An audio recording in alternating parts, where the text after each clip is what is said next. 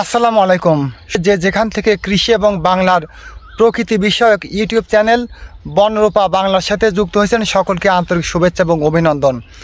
দর্শক, আমি যেখানে দাঁড়িয়ে রয়েছি এর চারপাশেই দেখুন ভুট্টা চাষ করা হয়েছে। আর এদিকে যদি আমি খেয়াল করি, আমার পেছনে এই জমিওয়ালা কিন্তু ভুট্টা চাষ করে আর এই জমির কোনো যত্ন নেননি, ভুট্টার কোনো যত্ন নেননি। ভুট্টার কিন্তু খুবই মারাত্মক অবস্থা, দেখুন আপনারা দেখতে পাচ্ছেন। ভুট্টার জমির একটি সাধারণ সমস্যা হলো লেদা পোকা এবং মাজরা পোকার আক্রমণ।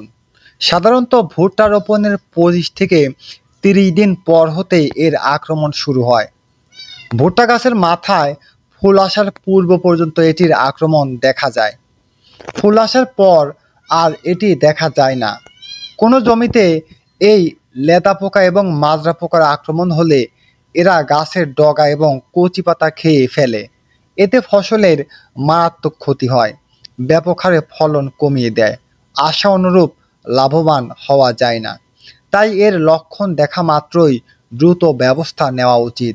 দর্শক, আমরা যে জমিতে রয়েছি উনি হয়তো ভুট্টা রোপণের পর নাকে তেল দিয়ে ঘুমাতে ঘুমাতে বাম্পার ফলনের স্বপ্ন দেখছেন। তার এই জমির অবস্থা আপনারা দেখতেই পাচ্ছেন। চলুন এই লেদা পোকা দমন ব্যবস্থা নিয়ে আলোচনা করি। যদি কোনো জমিতে লেদা পোকার আক্রমণ হয় তাহলে ল্যামডা সাইহ্যালোথ্রিন জাতীয় কীটনাশক ক্যারাটে 2.5 ইসি অথবা ফাইটার প্লাস 2.5 ইসি 15 মিলিলিটার নিয়ে 10 লিটার পানিতে 5 শতক জমিতে 10 দিন পর পর স্প্রে করতে হবে। আর যদি মাজরা পোকার আক্রমণ হয় তাহলে কার্বোসালফান অথবা কার্বোফুরান অথবা টায়োডিবার কীটনাশক অনুমোদিত মাত্রায় প্রয়োগ করতে হবে।